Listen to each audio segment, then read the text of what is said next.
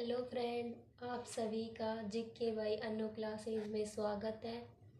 ये आज हमारी त्योहार क्लास की 5 क्लास है। इससे पहले हमने 4 क्लास ले चुके हैं। अगर आपने वो नहीं देखी है तो पहले आप वो देख लीजिए, फिर ये देखना।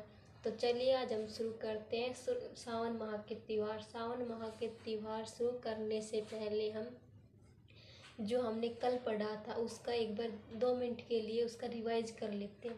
तो देखते हैं, कल हमने पढ़े थे जेठ माह व आषाढ़ माह के त्योहार।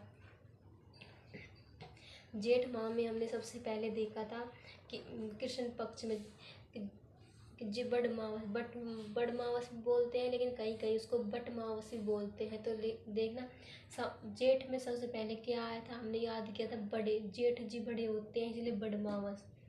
फिर देखा था हमने शुक्ल पक्ष में प्रताप, किसका, गंगा का प्रताप देखा था कि वो गंगा जो है बिना जल के रहती है और पीपल के नीचे ही बैठी है, यानी कि प्रताप जयंती। और फिर गंगा दशहरा पर निर्जला एकादशी के बाद पीपल पूर्णिमा। ऐसे हमने जेठ माह के त्योहार याद किए थे। फिर हमने याद किए थे आषाढ़ माह के त्योहार। आषाढ़ माह में सबसे पहले हमने देखा था कि कृष्ण जी ने योग किया था, यानी कि कृष्ण पक्ष में योगिनी एकादशी। फिर हमने देखा था कि भड़ला नवमी यानी कि जैसे याद किया था, भड़ला नवमी को हमने कि अंतिम सवा माना जाता है। भड़क यानी क्योंकि अंतिम सवा के रूप में माना जाता है। इसके बाद देव सो जाते हैं, यानी कि देव सोने 11। ये बात हमने किसने बताई थी, गुरु जी ने, यानी कि गुरु पूर्णिमा। एक थी हमारी बुद्ध पूर्णिमा जो बैसाख के अंदर आती है। कंफ्यूज नहीं होना इसके अंदर, हमें ये याद करनी है अच्छे से कि बैसाख कब आती है। अक्षय तृतीया, यानी कि अक्षय तृतीया के बारे में बताया था।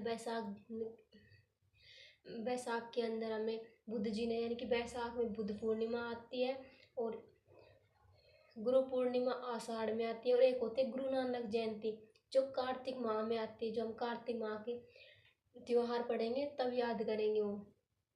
कल मैंने एक लाइन नहीं लिखवाई थी आषाढ़ माह के त्योहार में, तो आप नोट करके लिख लेना कि आषाढ़ माह के अंदर गुप्त नवरात्रे आते हैं जो शुक्ल पक्ष के अंदर शुरू होते हैं। 1 से शुक्ल प्रतिपदा से शुरू हो जाते हैं और नवमी तक रहते हैं। तो आप नोट कर लेना उस जगह पे कि आषाढ़ शुक्ल प्रतिपदा से लेकर नवमी तक गुप्त नवरात्रे आते हैं। क्योंकि एक साल के अंदर 4 नवरात्रे आते हैं, चैत्र के अंदर और आश्विन के अंदर जो हम करते हैं वो नवरात्रे आते हैं। जिसके अंदर आश्विन के जो नवरात्रे होते हैं, जब हम पढ़ेंगे जब देखेंगे कि बड़े नवरात्रे माने जाते हैं। और 2 नवरात्रे होते हैं जो गुप्त नवरात्रे आते हैं, जैसे कि आषाढ़ में और माघ में। उसके बारे में फिर चर्चा करेंगे। तो कल के लिए वो एक लाइन रह गई थी, आप नोट कर लेना जो मैं बताई हूँ। चलो आज शुरू करते हैं सावन माह के त्योहार। सावन माह में सबसे पहले हम देखते हैं कि जिस तरह हमने आषाढ़ के और जेठ के त्योहार याद किए थे, चैत्र माह के, बैसाख माह के, ऐसे ही डायग्राम बना लेते हैं इसमें भी। तो ऐसे बना लीजिए। इधर हो जाएगा हमारा कृष्ण पक्ष,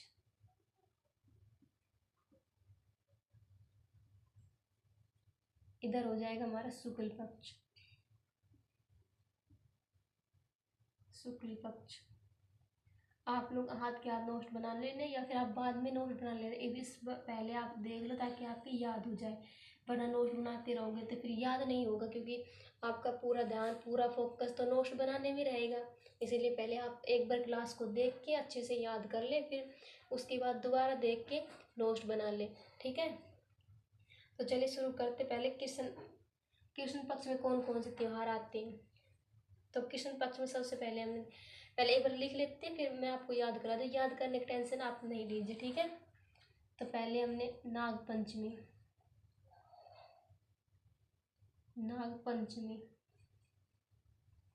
सबसे पहले हमने देखा नाग पंचमी।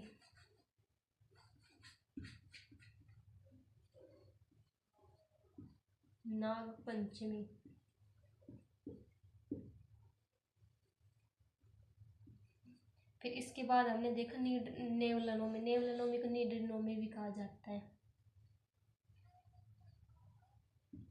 नेवला नवमी।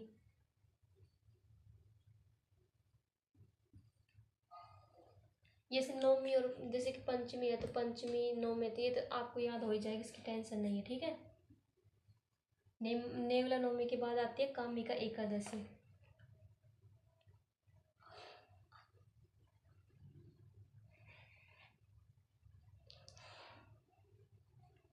फिर लिखी कामिका एकादशी।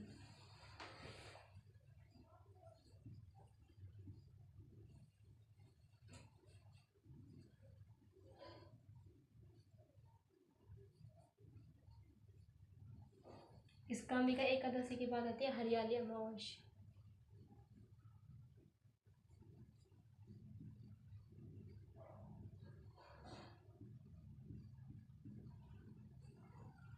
हरियाली अमावस्या, ये तो आपको कन्फ्यूजन नहीं होगा कि अमावस्या कहाँ किधर आती है और पूर्णिमा किधर आती है, क्योंकि ये मैंने आपको फर्स्ट क्लास में ही कन्फर्म करवा दिया था कि कृष्ण पक्ष में अमावस्या आती है और शुक्ल पक्ष में पूर्णिमा आती है।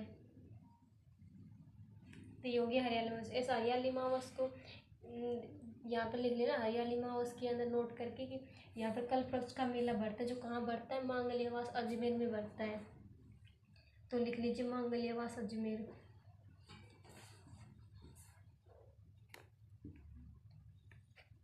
मांगल्यवास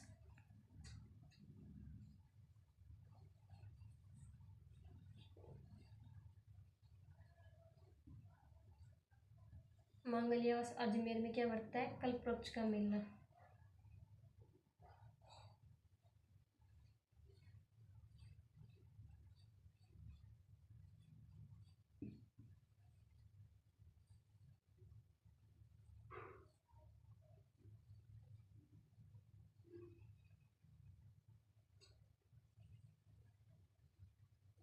कल्प वृक्ष का मेला बढ़ता है, कहाँ बढ़ता है, मांगल्यवास अजमेर में। वहाँ पर दो पीपल के वृक्ष है जो बहुत कम से कम 300-400 साल पुराने हैं। एक नर है एक मादा है। कभी आपको फोटो दिखाएंगे एक बार डिजिटल बोर्ड पे, ठीक है, कभी आएगा तब दिखाएंगे, अभी तो इसी से काम चला रहे हैं। ये हो गए हमारे कृष्ण पक्ष के त्यौहार। एक आप इधर भी लिख लेना, क्योंकि नेवला जो नवमी है इसके निडर नवमी भी कहा जाता है, कहीं कहीं निडर नवमी भी लिखा रहता है, आप कन्फ्यूजन नहीं हो ना कि हमने तो निडर नवमी पढ़ा था, ये नेवला नवमी कहाँ से आ गया, निडर नवमी या फिर नेवला नवमी। और एक यहाँ पर नोट करके लिख लेना आप, ये जो कामिका एकादशी है इस दिन जो भगवान विष्णु की पूजा की जाती है, विष्णु जी की पूजा की जाती है, विष्णु जी की पूजा की जाती है। यानी विष्णु जी की पूजा कब की जाती है, ये कामिका एकादशी को विष्णु जी की पूजा की जाती है। फिर आता है शुक्ल पक्ष। शुक्ल पक्ष में सबसे पहले आता है छोटी तीज।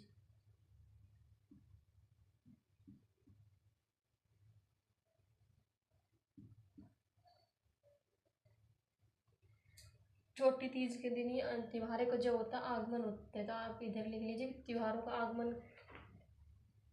एक यहाँ पर लिख लीजिए इसी को छोटी तीज को हरियाली तीज भी कहा जाता है।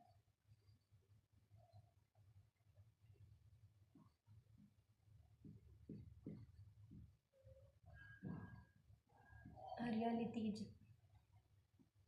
अगर आपको ये छोटी तीज ना बूझ कर ये बूझ लीजिए कि हरियाली तीज कब आती है, तो आप तब भी यही होगा कि सावन माह के शुक्ल पक्ष में हरियाली तीज आती है। और इधर इसे छोटी तीज में लिख लीजिए कि इस दिन त्योहारों का आगमन होता है। वो आपने कहा सुनी होगी, तीज के दिन छोटी तीज जो होती है त्योहारों का आगमन होता है, और गणगौर के दिन गणगौर जो होती है, गणगौर से त्योहारों का समापन हो जाता है। वो है ना एक कहावत जो गणगौर ले डूबी गणगौर, त्योहारों को ले डूबी गणगौर, कुछ ऐसी कहावत है एक प्रचलित है। फिलहाल मेरे ध्यान में नहीं है, इसलिए याद आएगी तब बताऊंगी मैं आपको। त्योहारों का आगमन।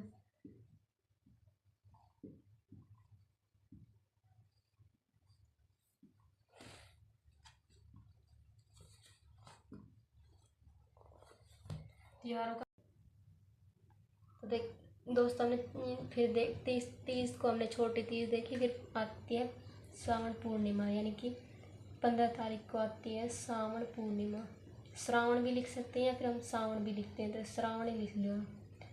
श्रावण पूर्णिमा। श्रावण पूर्णिमा को ही रक्षाबंधन मनाई जाती है। श्रावण पूर्णिमा या फिर हम इसे रक्षाबंधन भी बोल सकते हैं। रक्षाबंधन। श्रावण पूर्णिमा को ही रक्षाबंधन का त्यौहार मनाया जाता है। इसे रक्षाबंधन के दिन यानी श्रावण पूर्णिमा भी बोल सकते हैं या इसे हम रक्षाबंधन भी बोल सकते हैं, और साथ ही हम इसे नारियल पूर्णिमा भी बोल सकते हैं। नारियल पूर्णिमा।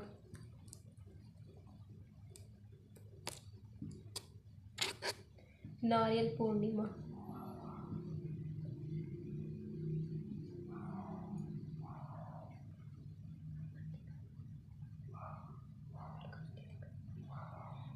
तो दोस्तों हमने देखा, हमने ये ऐसे ही लिख लिया। फिर यहाँ पे एक बार नोट कर लेना, इसे नोट कर लीजिए एक बार, फिर मैं आपको याद करा देती हूँ। चलिए हम एक बार याद करते हैं, ठीक है। तो हमने सबसे पहले देखा कि सावन आते ही जैसे कि सावन लगता है तो बारिश होती है। तो जो बारिश का जो पानी हो तो ज़मीन के अंदर चला जाता है, तो जिससे ज़मीन के अंदर जो जानवर होते हैं वो ज़मीन के ऊपर आ जाते हैं। जैसे कि नाग, सबसे सर्वाधिक नाग हमें कब देखने को मिलता है, यानी कि सर्वाधिक नाग हमें सावन माह में देखने को मिलते हैं।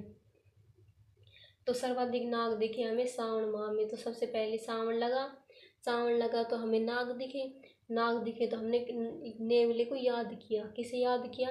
हमने नेवले को याद किया, क्योंकि सर्वाधिक नाग, कितने नाग दिखे हमें? 5 नाग दिखे। 5 नाग दिखे तो हमें नेवला को याद किया। नेवला नवमी को ही निडरी नवमी भी कहा जाता है। तो ऐसे याद कीजिए, नाग दिखे, कितने नाग दिखे? 5 नाग दिखे। 5 नाग यानी कि नाग पंचमी। फिर हमने देखा कि नेवला, नाग पंचमी ना 5 नाग दिखे तो हमने नेवले को याद किया। यानी कि नेवला नवमी, नैसे नेवला नैसे नवमी, नेवला नवमी। नेवला नवमी को ही निडरी नवमी कहते हैं। निडरी नवमी से याद कीजिए कामिका एकादशी, यानी कि बिना डरे हमने काम किया एकदम यानी कि एकादशी। बिना डरे यानी कि निडरे हमने काम किया। काम कैसे किया? एकदम काम किया, यानी कि कामिका एकादशी। इस कामिका एकादशी को ही भगवान विष्णु जी की पूजा की जाती है। जैसे दिवाली के ऊपर माता लक्ष्मी जी की पूजा की जाती है। अब माता लक्ष्मी जी की ही पूजा क्यों की जाती है? क्योंकि उस दिन तो भगवान श्री राम जी वनवास काट के या फिर रावण का वध करके घर आए थे, तो हमें भगवान राम जी के अवतार, किसके अवतार माने जाते हैं? विष्णु के। तो इस हिसाब से हमें विष्णु जी की पूजा करनी चाहिए। लेकिन वो बात कब बाद की है? जब हम पढ़ेंगे ना कार्तिक माह के त्योहार, तब आएगी दीपावली, तो उसमें चर्चा करेंगे उसके बारे में कि क्यों माता लक्ष्मी की पूजा की जाती है, भगवान विष्णु की क्यों नहीं, राम की क्यों नहीं की जाती। तो फिलहाल हम सावन माह के त्यौहार पढ़ रहे हैं, तो सावन माह के त्यौहार देखते हैं। फिर हम याद किया था ना हमने, बिना डरे हमने काम किया एकदम, और विष्णु जी की पूजा की। यानी कि विष्णु जी की पूजा कब की जाती है? कामिका एकादशी को। फिर अमावस्या आती है। अमावस्या और पूर्णिमा का मैंने कन्फ्यूजन आपको दूर कर दिया था पहली क्लास में, कि कृष्ण पक्ष में अमावस्या आती है और शुक्ल पक्ष में पूर्णिमा आती है। तो अमावस्या, सावन की अमावस्या तो हरियाली अमावस्या आएगी। फिर हरियाली अमावस्या है, तो हरियाली अमावस्या को जो है मांगल्यावास अजमेर में एक कल्पवृक्ष का मेला भरता है। कहाँ भरता है? मांगल्यावास में। अगर आपसे कोई पूछे कि भाई हरियाली अमावस्या मेले में चलेंगे, कहाँ चलेंगे? मांगल्यावास चलेंगे। कहाँ चलेंगे? मांगल्यावास अजमेर। मांगल्यावास कहाँ है? अजमेर में। तो ऐसे याद रख लें, मांगल्यावास अजमेर में कल्पवृक्ष का मेला भरता है। फिर हम चलते हैं सावन माह के शुक्ल पक्ष के त्यौहार। शुक्ल पक्ष के त्यौहार के अंदर हमने सबसे पहले देखा छोटी तीज। छोटी तीज को ही हम हरियाली तीज भी कहते हैं, क्योंकि सावन माह के अंदर हरियाली हरियाली रहती है, इसलिए हमें हरियाली तीज भी कहते हैं। इसे हमें ऐसे याद रखना है। अगर कभी क्वेश्चन ये आ जाए कि हरियाली तीज कब मनाई जाती है, छोटी तीज न दे के हमसे हरियाली तीज पूछ ली जाए, तो हम कहेंगे सावन माह के शुक्ल पक्ष में।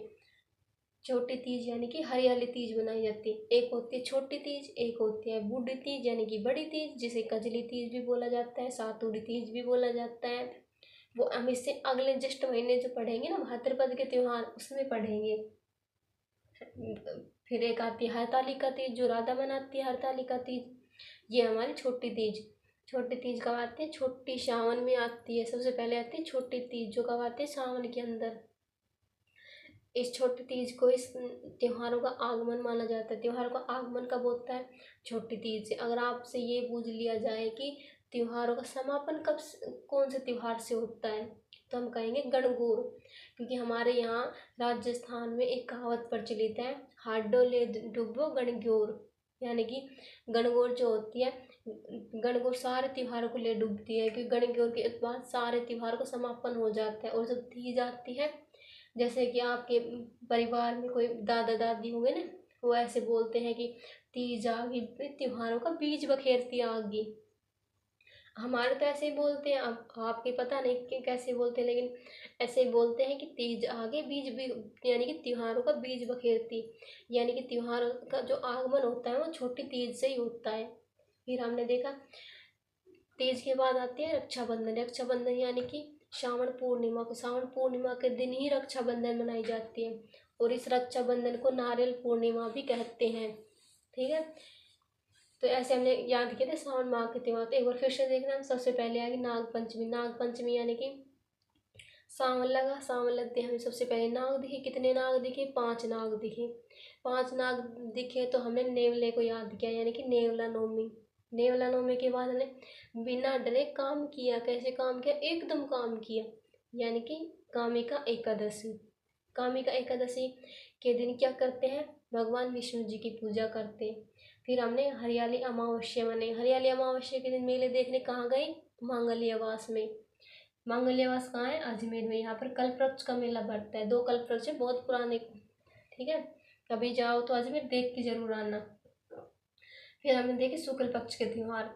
शुक्ल पक्ष के त्यौहार के अंदर सबसे पहले देखे छोटी तीज। छोटी तीज को क्या कहा जाता है? हरियाली तीज भी कहा जाता है। और इसी दिन जो है त्योहारों का आगमन भी माना जाता है। फिर हमने देखा श्रावण पूर्णिमा। श्रावण पूर्णिमा यानी कि रक्षाबंधन। रक्षाबंधन को ही हमें नारियल पूर्णिमा भी कहते हैं। ठीक है, तो एक और लाइन है जो आप नोट करके लिख लीजिए। मैं आपको इस बार इसको मिटा रही हूँ, आप इस बार एक बार इसका या तो फिर स्क्रीनशॉट ले लेना, या फिर आप दोबारा क्लास देख के नोट बना लेना। लेकिन आप, मेरी राय से तो यही है कि पहले एक बार आप शुरू में आप क्लास देखो, उसको याद करो, ताकि आपके दिमाग में सीधे याद हो जाए। वरना नहीं तो आप नोट बनाने लगोगे तो आपका सारा ध्यान नोट पे रहेगा, याद करने पे तो रहेगा ही नहीं। तो पहले आप क्लास को अच्छे से देखो, आराम से उसको याद करो, फिर दोबारा क्लास को देख के नोट बनाए। ठीक है, तो चलिए फिर देखते हैं एक आध लाइन जो सावन माह के अंदर है। एक बार के लिए हम इसे मिटा देते हैं।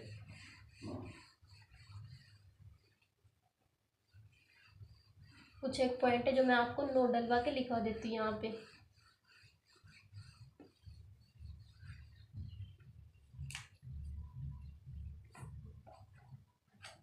तो आप यहाँ पर एक बार नोट डाल के लिख लेना। यानी कि तीज से पहले आपने सुना होगा ना, सिंदारा आता है जो तीज से पहले आता है। तो आप पहले लिखिए कि इसके अंदर सिंदारा, सिंदारा फिर सिंजारा होता है। वैसे तो आप अपन बोलते सिंदारा है। सिंजारा, सिंजारा का अर्थ क्या होता है? सिंजारा का अर्थ होता है श्रृंगार सामग्री। ये कब मनाया जाता है? तीज से एक दिन पहले मनाया जाता है। तो लिख लीजिए आप, तीज से एक दिन पहले। तब मनाया जाता है तीज से एक दिन पहले। तीज से एक दिन पहले मनाया जाता है।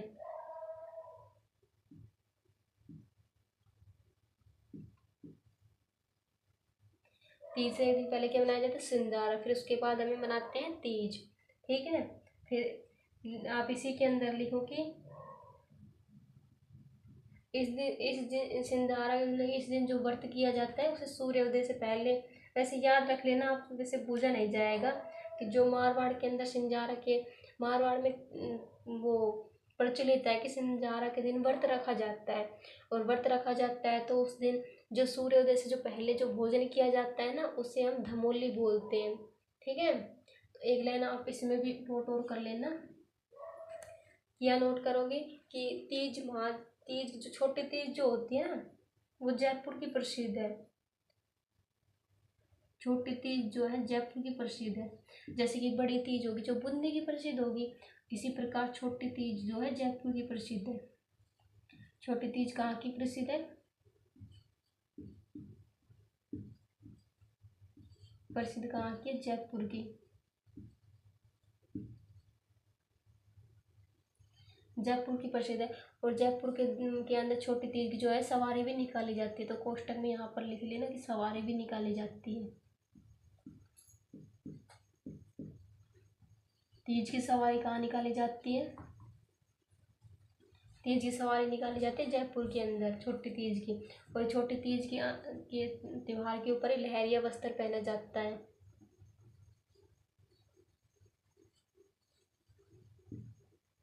लहरिया वस्त्र, ये भी एग्जाम में पूछा गया क्वेश्चन है कि लहरिया वस्त्र किस त्योहार के ऊपर पहना जाता है। तो इसे इम्पोर्टेंट लगा लेना एक बार, ठीक है, क्योंकि कई बार पूछा गया क्वेश्चन है कि लहरिया वस्त्र जो है किस पर्व के उपलक्ष्य में पहना जाता है, फिर किस त्योहार पे पहना जाता है। तो आपको याद रखना है लहरिया जो वस्त्र है वो तीज के ऊपर पहना जाता है। और तीज की जो सवारी है वो जयपुर में निकाली जाती है। जयपुर की प्रसिद्ध तीज की सवारी। और छोटी तीज जो है, तीज लिख दिया, सॉरी, छोटी तीज लिखो। तीज लिख रहे हैं फिर छोटी तीज। छोटी तीज कहाँ की प्रसिद्ध है? जयपुर की। और जयपुर के अंदर ही तीज की सवारी निकाली जाती है, ठीक है। और सिंजारा कब मनाया जाता है? तीज से एक दिन पहले। तो दोस्तों हमने ये याद किए थे सावन माह के त्यौहार। तो एक बार फिर से 2 मिनट में हम सावन माह के पूरे त्यौहार पर देख लेते हैं। फिर देखते हैं अगला त्यौहार कौन सा, भाद्रपद का त्यौहार। तो हमने सबसे पहले क्या देखा था? सबसे पहले हमने देखा कि नाग आए। कितने नाग आए? 5। यानी कि सबसे पहले कृष्ण पक्ष में नाग पंचमी। नाग पंचमी नाग दिखे तो हमने नेवले को याद किया। नेवले को याद किया यानी कि नेवला नवमी या फिर निडरी नवमी। निडरी नवमी के बाद हमने काम किया, बिना डरे काम किया। कैसे काम किया? एकदम काम किया। यानी कि सबसे पहले नाग पंचमी, फिर हमने याद किया नेवला नवमी, कामिका एकादशी। यानी कि बिना डरे हमने काम किया, एकदम काम किया। और कामिका एकादशी के दिन ही क्या होता है? भगवान विष्णु जी की पूजा की जाती है। फिर हमने पूर्णिमा को हरियाली अमावस्या मनाई। और हरियाली अमावस्या के दिन ही क्या है? मांगल्यावास अजमेर के अंदर कल्पवृक्ष है, जो कल्पवृक्ष का मेला लगता है, ठीक है। फिर ये हो गए हमारे कृष्ण पक्ष के त्यौहार। ये हमने कृष्ण पक्ष के त्यौहार याद किए थे। फिर हमने याद कृष्ण पक्ष के त्यौहार के बाद हमने देखे थे शुक्ल पक्ष के। शुक्ल पक्ष के अंदर हमने देखे थे कौन कौन से त्यौहार? शुक्ल पक्ष के अंदर हमने 2 त्यौहार देखे थे। कौन कौन से? एक तो छोटी तीज देखी थी जिसे हम हरियाली तीज भी कहते हैं। उसके बाद हमने देखा था कि रक्षाबंधन या फिर नारियल पूर्णिमा, श्रावण पूर्णिमा भी कहते हैं। और त्योहारों का जो आगमन होता है वो छोटे तीज से होता है और समापन जो होता है गणगौर से होता है। ये भी हमने देखा था। फिर हमने इसके बाद हमने देखा कि जो सर्वाधिक इसके बाद हम तीज के बाद हमने देखा था कि जो सिंजारा जो होता है वो तीज से एक दिन पहले मनाया जाता है। सिंजारा कब मनाया जाता है? तीज से एक दिन पहले सिंजारा मनाया जाता है। और छोटी तीज जो होती है वो जयपुर की प्रसिद्ध है। और जयपुर के अंदर तीज की सवारी भी निकाली जाती थी। यानी कि आपसे पूछ लिया जाए कि तीज की सवारी कहाँ की प्रसिद्ध है, तो आप बताओगे जयपुर की प्रसिद्ध है। और छोटी तीज कहाँ की प्रसिद्ध है? वो भी जयपुर की प्रसिद्ध है। फिर हमने देखा कि लहरिया जो वस्त्र है वो तीज के ऊपर पहना जाता है। सर्वाधिक लहरिया वस्त्र पहना जाता है। और कई बार एग्जाम में पूछा गया क्वेश्चन है कि लहरिया वस्त्र कहाँ का प्रसिद्ध है, ऐसे भी पूछा गया। तो उसमें भी हमारा जवाब क्या होगा? जयपुर, ठीक है। इसके अंदर भी हमारा जवाब होगा जयपुर, क्योंकि सर्वाधिक जो तीज जो है जयपुर की प्रसिद्ध है। और लहरिया वस्त्र तीज के ऊपर पहना जाता है, इसलिए लहरिया वस्त्र तीज के त्यौहार में पहना जाता है और जयपुर का भी प्रसिद्ध है। तो दोस्तों आज हमने श्रावण माह के त्यौहार याद किए, कल हम याद करेंगे भाद्रपद के त्यौहार। तो आज के लिए इतना ही। अगर दोस्तों आपको क्लास अच्छी लगी हो तो इसे लाइक करना, शेयर करना, सब्सक्राइब करना। दोस्तों ये क्लास है मैं आपके लिए ये यूट्यूब पर पूर्णतः निःशुल्क है। और हम आपको बता दें कि हम पूरा सिलेबस करवाएंगे, कला, संस्कृति, इतिहास, भूगोल। बस आप हमेशा कंटिन्यूटी बनाए रखना और अच्छे से नोट्स बनाना और अच्छे से पढ़ना। ध्यान मतलब कि सबसे पहले आप क्लास को देखना, उसे याद करना, फिर आप नोट बनाना। क्योंकि सरों में आप देखोगे या फिर नोट्स बनाओगे तो फिर आपको क्लास पे फोकस नहीं रहेगा, और फोकस नहीं रहेगा तो आपको याद नहीं होगा, फिर आपको फिर वही कन्फ्यूजन होगा। इसलिए एक बार में याद सीधे, ताकि हमें दोबारा याद करने की जरूरत ही ना पड़े। इसलिए सबसे पहले क्लास को हम एक बार देखेंगे, फिर उसको दोबारा देख के नोट्स बनाएंगे। ठीक है। अगर दोस्तों आपको कुछ भी जो सजेशन हो, कुछ भी डाउट हो तो कमेंट सेक्शन में आप अपना कमेंट जरूर डाल लें। आज के लिए इतना ही, फिर कल मिलते हैं फिर भाद्रपद के त्यौहार के साथ।